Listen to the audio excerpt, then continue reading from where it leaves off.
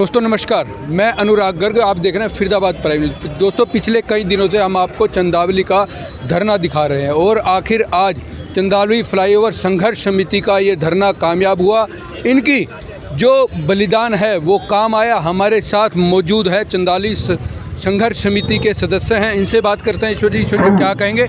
आज आपकी जीत हुई, माननीय केंद्रीय मंत्री यहाँ पर आए, आपकी मांग को पूरा किया, क्या कहें? देखिए, हमारी जीत नहीं है, ये पूरी पब्लिक 80 गांवों की जीत है। जो लोग हमसे जुड़े हुए थे और 9 महीना से कंटिन्यू हम इस मुहिम में जुड़े हुए थे, हमारी एक संघर्ष समिति चंदावली गांव में बनी हुई है। तो आज हमारे बीच में मंत्री महोदय जी यहाँ पहुँचे और उन्होंने हमें आश्वासन दिया और लिखित में दिया।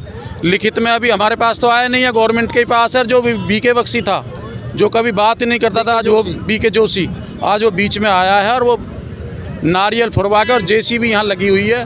काम हमारा चालू है, इस वजह से हमने अपना धरना समाप्त कर दिया। ईश्वर जी, यहाँ पर आपकी एक और बड़ी मांग थी। वो बड़ी मांग थी कि इस जो अंडरपास जो बनाया जा रहा है उसकी चौड़ाई का भी विशेष ध्यान रखा जाए। जो 40 फुट की आपने मांग की थी, हालांकि मंत्री जी उससे और ज़्यादा बढ़ाकर दे गए, उस पर आपकी क्या? बहुत अच्छी बात पूछ रहे हो आप।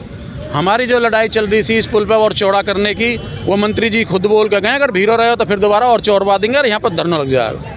और आपने एक मांग और रखी, जो 5 गांवों की मांग थी IMT पर मिलने वाले आपके शायद मुआवजे की। देखो, उस बात पे भी मैं आपको बता देना चाहता हूँ कि वो मांग भी हमारी मानी जाएगी और मंत्री जी आश्वासन दे के गए। हम 10 दिन के बाद जब उनका सेशन चलेगा, हम चंडीगढ़ जाएंगे और जाकर वहाँ निपटारे इस HSIDC के काम को, 5 गाँवों की जो समस्या उसको ख़त्म कराएंगे। दोस्तों ये थे हमारे साथ ईश्वर जी, जो पिछले कई दिनों लंबे समय से यहाँ पर धरना दे रहे थे और आज आखिर वो घड़ी आ गई जब इस धरने को आज ख़त्म किया जा रहा है। क्योंकि यहाँ पर आज मंत्री जी के द्वारा फ्लाईओवर के एक पत्थर रख दिया गया है और इस फ्लाईओवर को अनुमति दे दी। मैं अनुराग गर्ग। मंत्री जी यहाँ पर पिछले कई दिनों से धरना चला आता रहा था, आज यहाँ पर उद्घाटन किया गया है अंडरपास का।